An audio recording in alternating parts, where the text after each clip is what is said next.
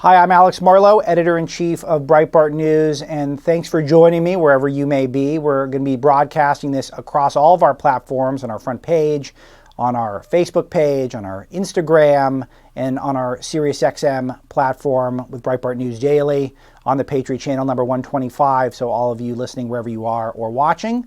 Thanks for joining me. We got a special treat for you today. Andy Ngo is with me. He is one of the most popular journalists on the right, but I think he's really covering some of the biggest stories on planet Earth right now, in particular in Portland, where Antifa violence has overwhelmed the city.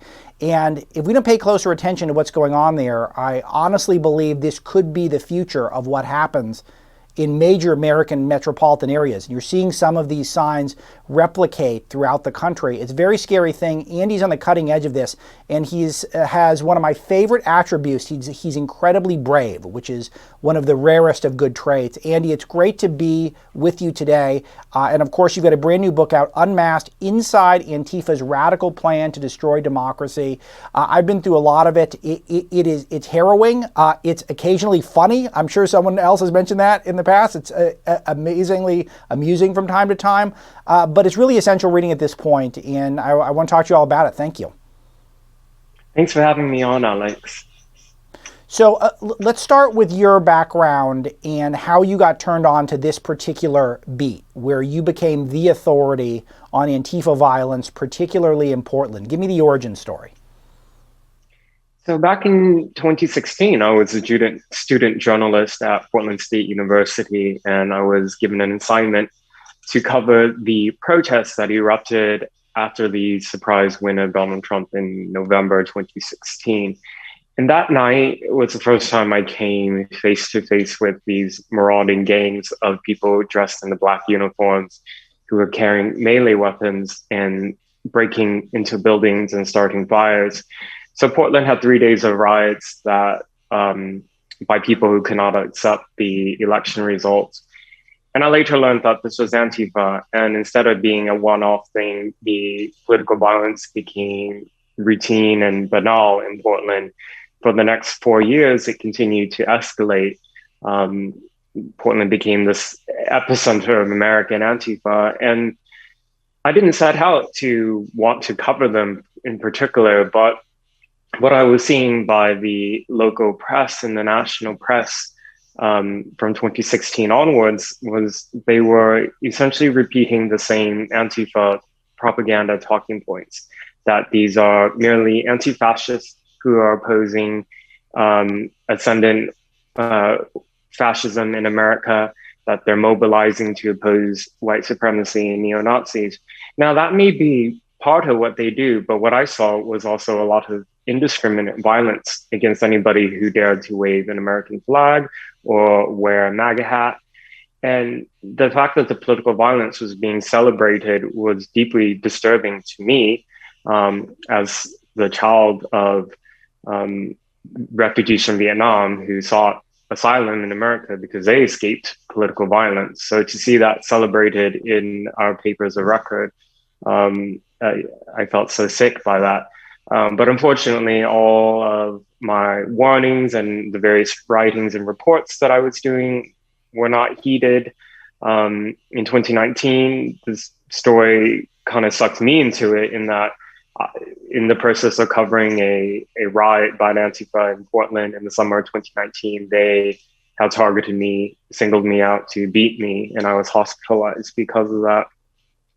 But ever since then, I've just been continuing to focus on it. And unfortunately, 2020 saw this sort of unprecedented violence, not just in Portland, but also Seattle and other major American metropolitan areas, where those who were rioting under the banner of Black Lives Matter or anti-fascism were causing mass carnage and even killings and causing people to die and causing billions of damage to the American economy. And the response from the press, as it was before, was to celebrate these acts as if it was some type of justified resistance. There's so many questions that opening prompts, but let's start with the use of language. Antifa, anti-fascist, Black Lives Matter. These are all tricks. That's not really what these movements are all about. Speak to that. That's right. So I'll talk about Black Lives Matter first. So Black Lives Matter is a revolutionary Marxist organization, and that's not a slur against them. It's actually based on how the founders, the three women who founded it, identify themselves and the people that they look up to. So, for example, we shouldn't be surprised that they will repeat and read the writings of somebody like Assata Shakur, who is a fugitive who was convicted for involvement in the murder of a state trooper in the 70s. And she fled to Cuba and was given political asylum there. They look up to people like Angela Davis as well. And she has been connected for much of her life to the American Communist Party. Antifa, on the other hand, so they say they're anti-fascist, but they take their name and sort of the history from the original Antifa group, which was a paramilitary of the German Communist Party in the interwar years. And that's important because the original Antifa, the people they called fascists weren't just actual National Socialists. They actually also used that label against the Social Democrats, so those in the governing party of the Weimar Republic. So their agenda has always been to oppose any political movement that was against what they believe. And you can also look at once the Antifa ideology was instituted at a state level in East Germany, what they did was have this vast apparatus of spying on its citizens to root out wrongthink, to terrorize the citizens into compliance, and to prevent them from leaving, such as like building the Berlin Wall, which East Germany called the anti-fascist defense barrier.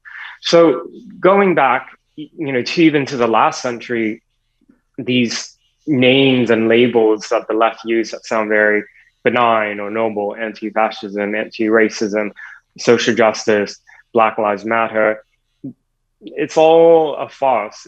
It's to give them a certain appeal, I think, to the mainstream left. And unfortunately, 2016 and onwards, Antifa had the legitimacy from the mainstream press in that we were all being told that we're now living on the cusp of another Holocaust and that people needed to do something, needed to resist, which is a word from war. So that's why Antifa moves from the fringes of the far left straight into the mainstream left. And their parts of their ideology have been mainstreamed, and I think that's what makes them most dangerous. Yeah, and beyond that, people who are critical of them are getting pushed to the fringes. Yourself being the clearest example of this. I was just reviewing a review of your book in the LA Times where they essentially liken you to Goebbels. This is the sort of thing that is an unbelievably stifling effect on free speech. And you've been singled out, Andy.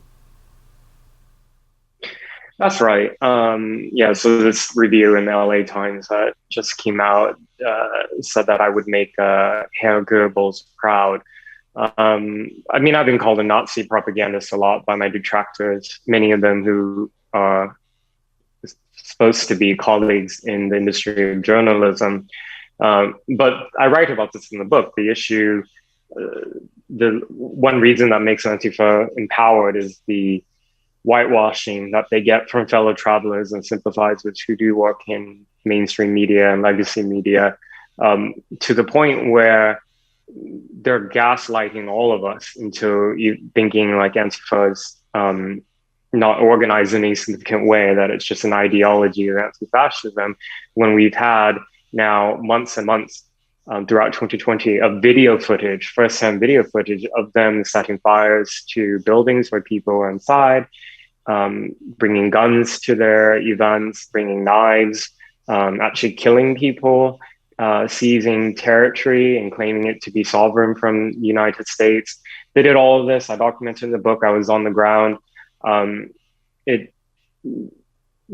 type of like violent extremism, domestic terrorism being legitimized in the name of social justice is it's just it's hard for me to describe how ill that makes me feel. And I think the future for this country, for the United States, is particularly bleak because when you are delegitimize all the norms that have made our society prosperous, such as nonviolence, resolving differences through discussion or through the legal democratic process, faith in the rule of law. When you break all that down, as Antifa and BLM and their allies do, what else is there to the United States? Like you're attacking the American philosophy as well, and this speaks to the broader agenda of Antifa, which you haven't asked about, but I'll speak about. So Absolutely, when people please, ask me, by all means,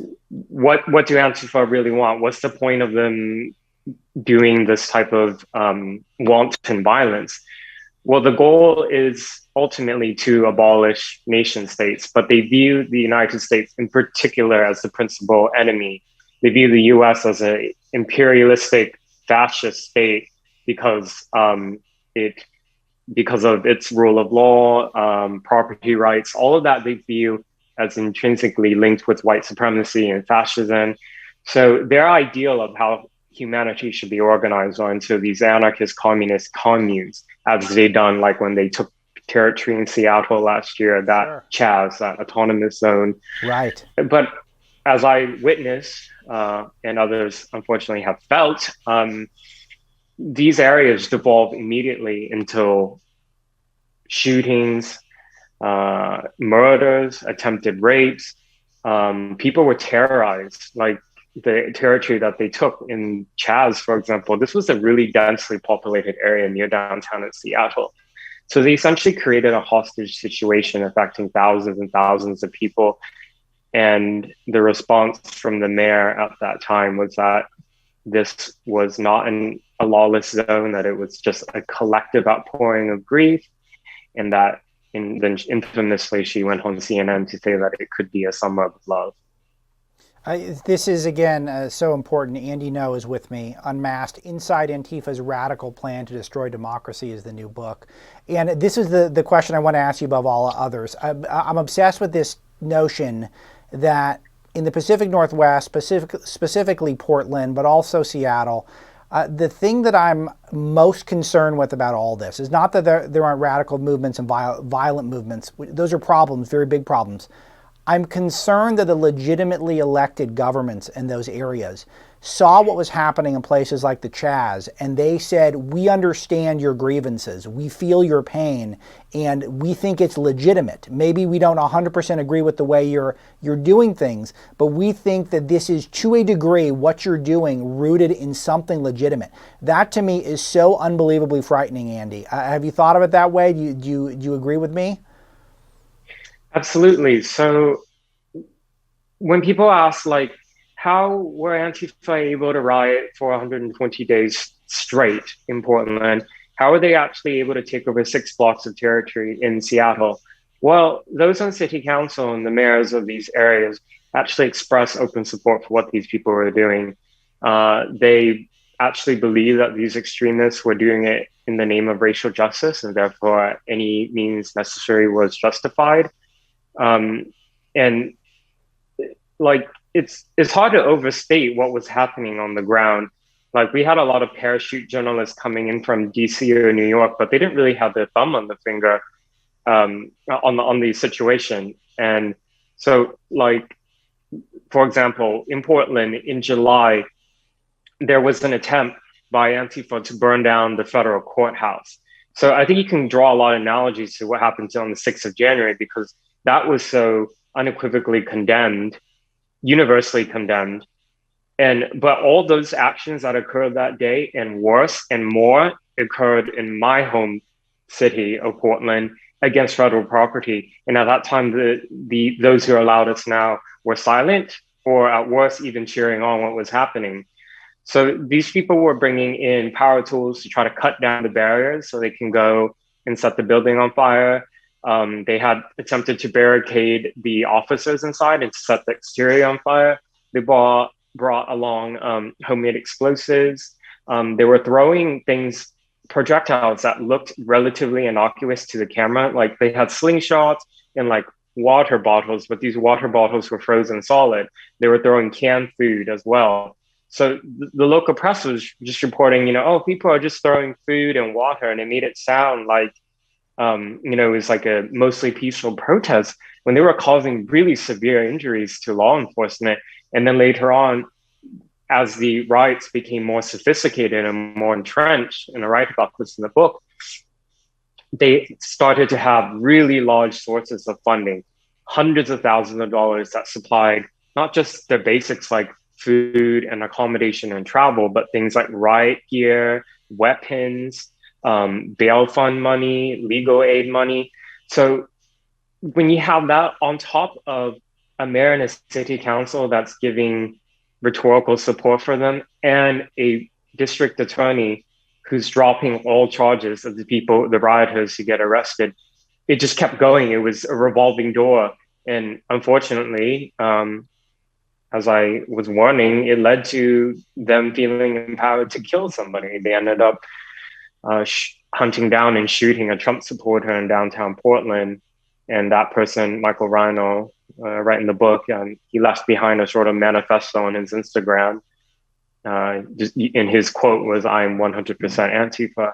And he's not the only one. There's been other Antifas who have killed, but the media doesn't really focus on that. So everybody, is aware of the victims of like everybody knows the name, like Heather Heyer, for example, from Charlottesville, but nobody's familiar with the name Aaron J. Danielson, who was killed by the Antifa in Portland.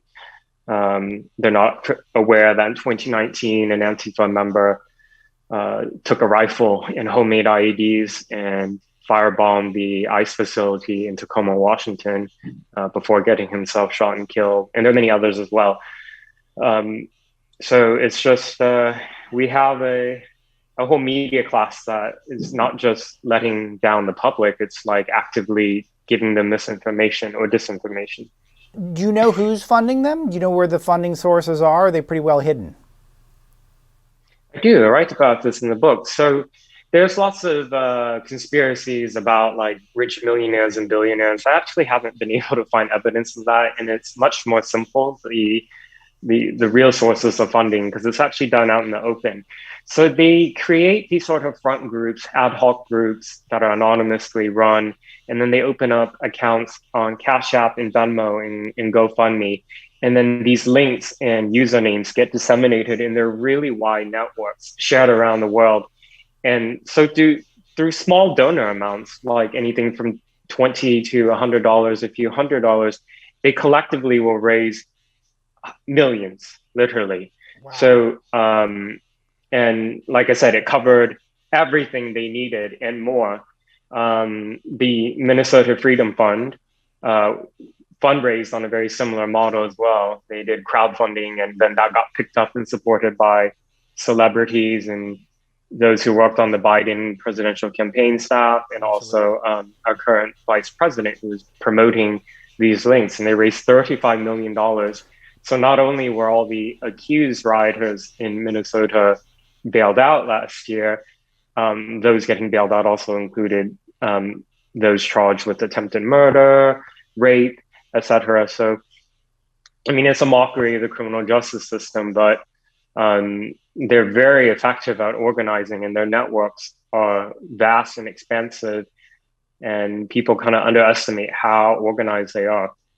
Yeah, clearly they're the foot soldiers, and they're people who subscribe to their mission who are not necessarily on the ground. Andy, talk to me about the type of people who might be susceptible to this sort of radicalization. Is there any patterns that you saw? I mean, we put up the mugshots at Breitbart, but beyond that, we don't really get to know them very well. Yeah, so one of the projects I was doing in the course of researching for my book was to meticulously document all the riot arrestees in Portland, because the sample size was really large. We had more than 1,000, so that's more than any other city. And it also allowed me to look into their backgrounds. And it then dispelled some misconceptions, particularly on the right, this belief that all the Antifa are, let's say, like middle class or something. That's partially true in that you did see reflected in the data people who had what looked like respectable white collar careers. So these would include attorneys, people who work in the state legislature, registered nurses, academics, journalists, all of that, which I wasn't surprised was represented in the data. And then there were also lots of people who vagrants, those dealing with mental health issues. And this is the thing.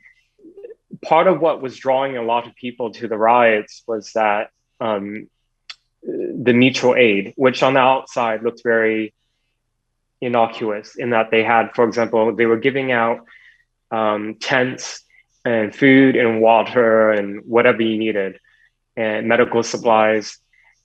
These then attracted actually a lot of the city's vagrants. In Portland, like many other cities on the American West Coast, has issues with homelessness.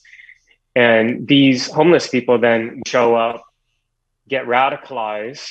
And by radicalized, I mean introduce really extreme ideas. They're given these pamphlets and booklets about these anarchist communist ideas. They're also given riot supplies.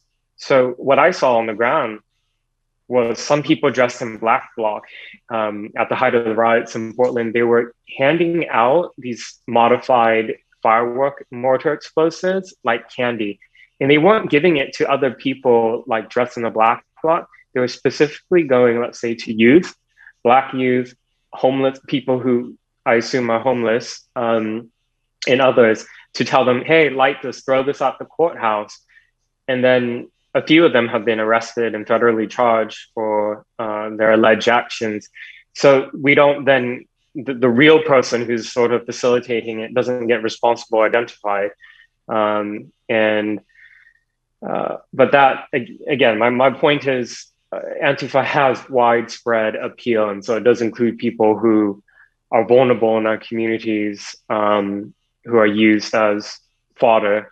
And then it also has these people who are highly educated, well off, who work in what should be respectable professions. It seems like the ideology did come from Europe for the most part, and you mentioned this.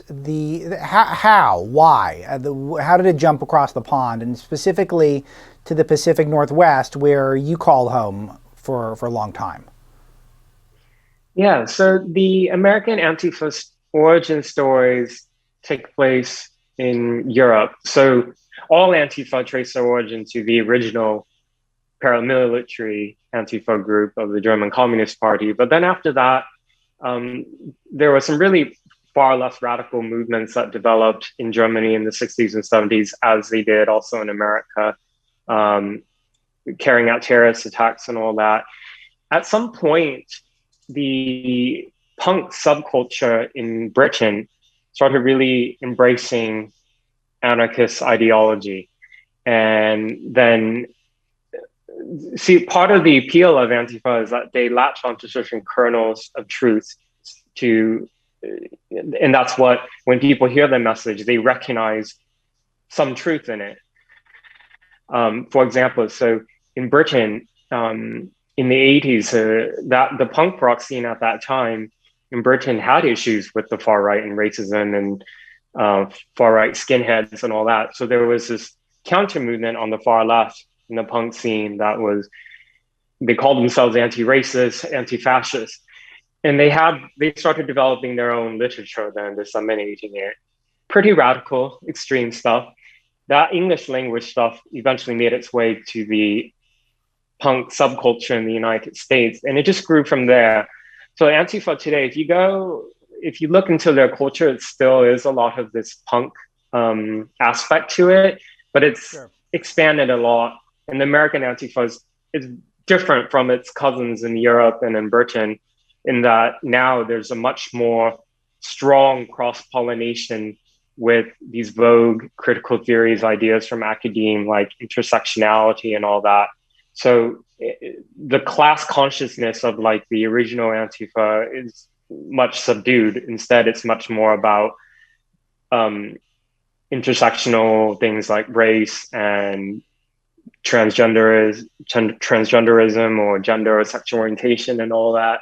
So you asked like who are in Antifa? Disproportionately, a lot of them identify as transgender. I'm not surprised by that. That's because the transgender political ideology has embraced a lot of far left militancy. So I would say the American Antifa is more virulent than the European forms just because it's able to broaden its messaging in a way that appeals to liberals and the mainstream left. Again, Andy Knows with me, Unmasked, Inside Antifa's Radical Plan to Destroy Democracy, out now and a must read. Andy, let's talk about a little bit of your work personally. People probably know you best from Twitter. I know we've highlighted your tweets at Breitbart at hundreds, if not 1,000 times at this point. It is some of the most important journalism going. And your preferred platform is one that's incredibly hostile to people doing what you're doing. I know you get thrown off from time to time. Speak to this and how you found yourself being a Twitter superstar in a sea of angry leftists who hate what you're doing. Well, with the monopoly that Twitter has for journalists, if you are not able to use it, it's not just like a handicap, it's like a crippling disadvantage. It's the audience size on there and just the way it's built for you to easily disseminate breaking news. There's no other platform out there that can do that. But you know, Twitter is a hard platform to be on for a journalist like myself, in that truth is not a defense if somebody reports your account. For example, I've been temporarily suspended before for what I think the violation they said was like hate speech or something, which is very vague, but they found that when I had published information that counters the false claim that there's an epidemic of transgender people being murdered in the United States, that was somehow hate speech. When I was mapping out, I was looking at the past 5 years, and like the sample size for each year is so small that you could actually look into each case. And so you were seeing that I was just bringing up facts about what was happening, that a lot of these transsexual people who are getting murdered were sex workers, street sex workers, which already has is a very dangerous field of work. They were getting killed predominantly by Black men. So, you know, these things about how they were getting killed because of racism and transphobia just didn't add up. But I've been suspended for that. So I just learned, you know, on some things, it's truth is not a defense on Twitter. And I don't like that I have to censor myself. But those are the rules. And unfortunately, even with a growing platform like Parler or something, it doesn't exist anymore. It's not in operation right now, I should say. So do you see a path forward for journalists like you? Because I look at what you've endured, that you were very famously attacked by Antifa. And then so you spend more of your time online, because if you're out in public, you're going to get targeted because you're recognizable at this point. And by the way, this happens to any journalist of any who develops a following. At Breitbart, we've experienced the same thing. It literally happens overnight, where we'll send a reporter out. They'll do great reporting on Antifa or Black Lives Matter, and the next day they're on some sort of list of people to go hunt down for whatever reason, and you know, take their camera or make sure you stop recording. So that's already a hard environment to exist, and then now you're online, where every day you never know, it could be your last day on that platform. What goes through your head day to day, considering all that? I'm glad you highlighted the plight of other journalists, both who work for legacy media, as well as independent journalists who have been targeted by Antifa. Antifa view the truth as a huge threat, which is why they want complete media narrative control. So, for example, there were a ton of press covering Antifa, these riots in the Pacific Northwest, but something was very interesting. If you observe them, the ones who were left alone by Antifa, they would only train their cameras on police, never what the Antifa were doing. So if you happen to go off that path to record what was happening in public, what is newsworthy, such as them engaging in in looting or smashing of businesses or starting fires, you would end up on, they have dossiers on their opponents, which include not just like your name and like all your social media profiles, but also if they can get information like where you live, and they'll post your pictures, and they share this widely with one another, these docs files. And so they, in particular, have been quite brutal in going after independent journalists, just because journalists like myself who are independent don't have like a corporate affiliation or a corporate backing. We don't have like a team of security.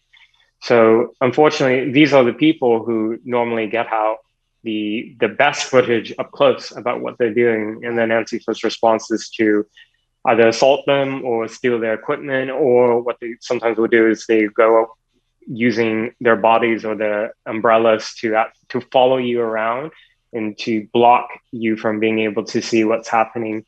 I think I've been so disappointed that all these media rights organizations in the United States have been silent really on this issue. I used to report my assaults to the US Press Freedom Tracker, but I stopped doing that because they weren't even getting back to me. But that's, I mean, it's no surprise that our journalism is biased, and many people who work in it are sympathetic to these far left extremists. They're very much so. We've documented this at Breitbart. It comes up from time to time. I mean, the person who keeps popping into mind is Chris Cuomo of CNN, who's defended Antifa on multiple occasions. Is this surreal for you to watch, or at this point it's what you expect? It's what I expect because it's been happening for years. I think there's broadly two types of journalists when it comes to those who empower Antifa. There are those who are the useful idiots, and I would put Cuomo and Don Lemon in those categories, people who don't have any understanding of what Antifa is and just hear the name Antifa, anti-fascist. Oh, let's compare them to like American soldiers in World War II or something. That's just out of ignorance. Unfortunately, there are a lot of those. And also, they're all the way in DC or New York. They don't know what's going on the ground on the other side of the country. And then you have those who are actual fellow travelers, and I write about in the book, like those who are in the encrypted chat rooms of Antifa and getting past certain intel by them. And then so these journalists will write the hit pieces that of the people that Antifa target, such as they've done to me. They will try to use the right pieces about you that smear you, delegitimize you. And then these are then cited in your Wikipedia article as the first thing that comes up when you Google. So any like independent journalist who has been vocally critical of the violent extremist activities of Antifa then gets smeared as like liars, propagandists, fringe, extreme. And that's because it's the work of the Antifa in media, in journalism, doing that. So I'm sure you've experienced this with the book, which is out now. I imagine that you haven't gotten a ton of great press. No, I haven't. But I mean, weeks before the book was released, Antifa in Portland tried to get the largest independent bookstore in Portland to ban the book. And that, by the way, is our contemporary version of book burning in America.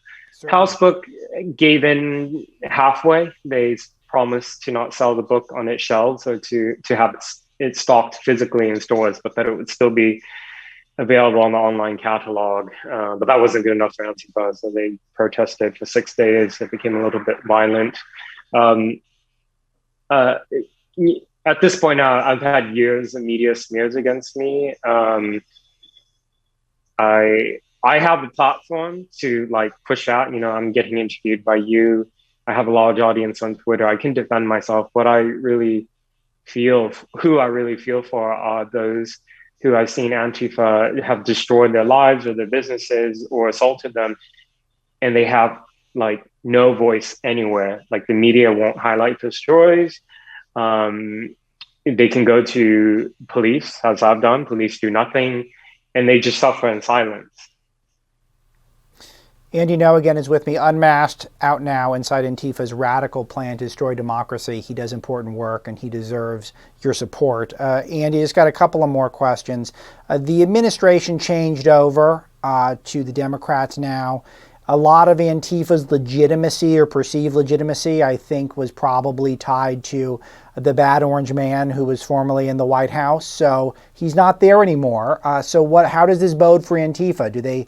Are they able to gain ground with a government that's probably more tolerant of them, or do they lose ground because they don't have Trump to rally against? So this is a great question. One analysis that I saw when it was known that Biden had won late last year was that, Antifa would fade as a phenomenon because they were opposing Trump. Trump was a fascist. He's going out of office. What are they going to protest about? And then people were surprised when Antifa rioted in Portland and Seattle on the day after Election Day. They've done it dozens of times since then. On Inauguration Day, they destroyed the Democrat headquarters in Portland. They also rioted in Seattle and a little bit in Denver. The opposition to the Trump fascist regime was always pretextual.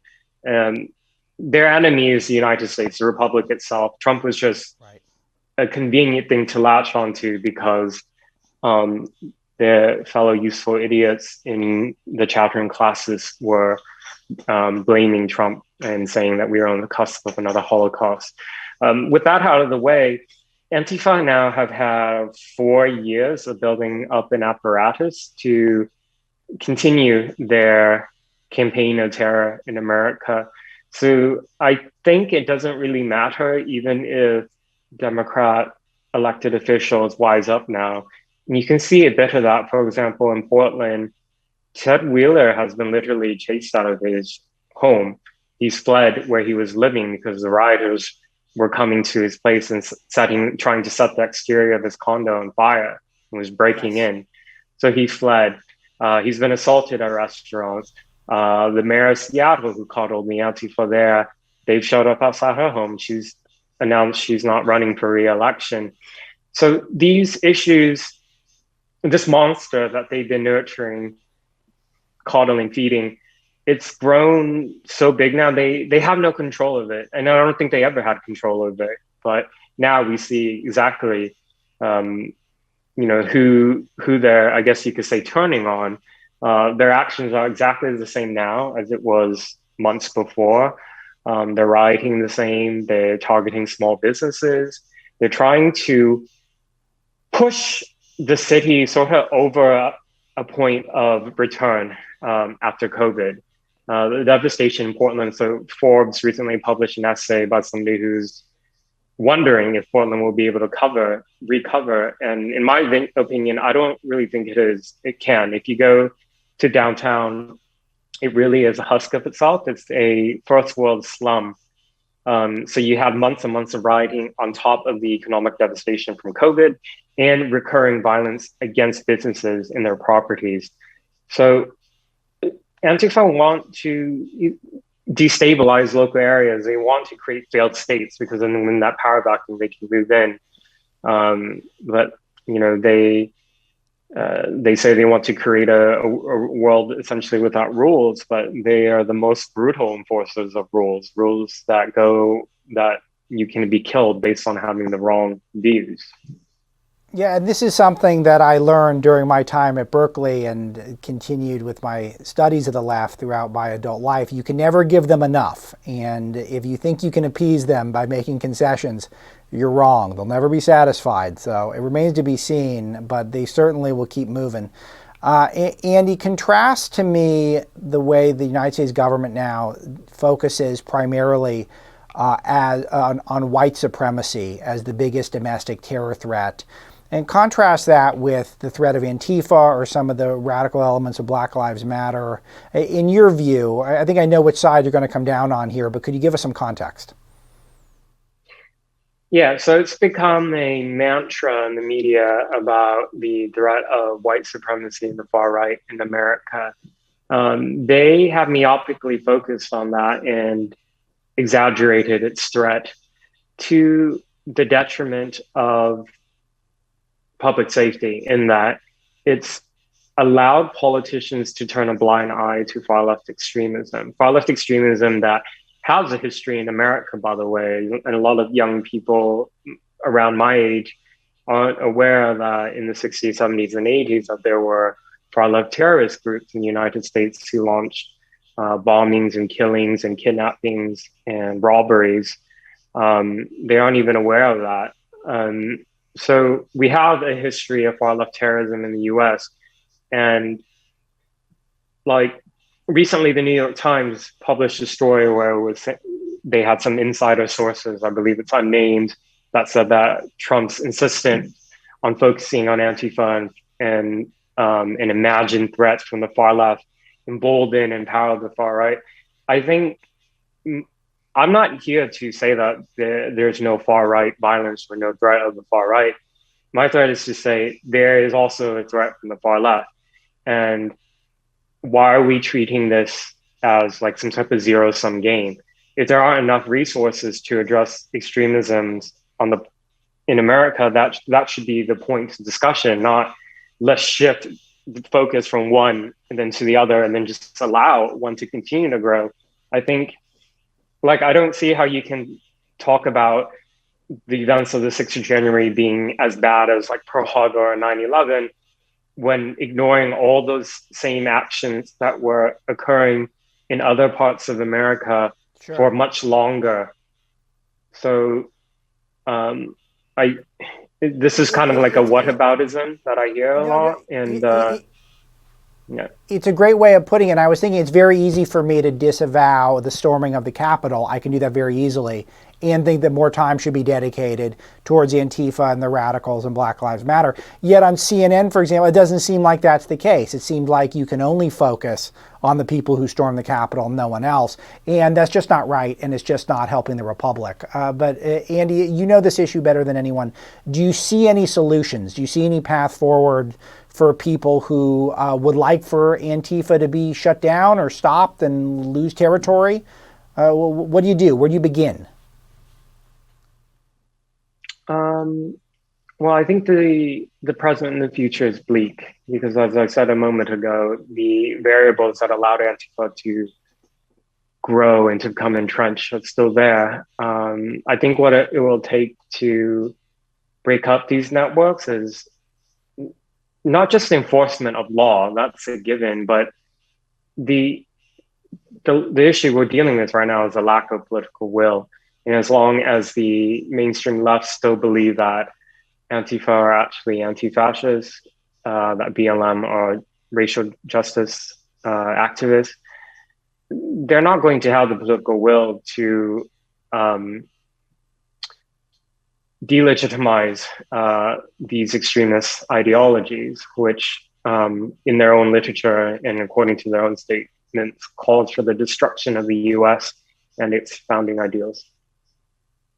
And you know, the book is Unmasked, out now, well worth your time. Terrific reporting. Keep it up. And anything we can do to help at Breitbart, I'm all ears and ready to help you out, Andy. Thank you, Alex. All right. Thanks, everyone, for watching across Facebook, SiriusXM, Instagram, Breitbart.com, wherever you are. Thanks for checking this out. And Andy, throw out your Twitter, too, because that's a must follow. Yeah. It's Mr. Andy NGO, and my website's andy-ngo.com. Well done. Thanks again, my friend.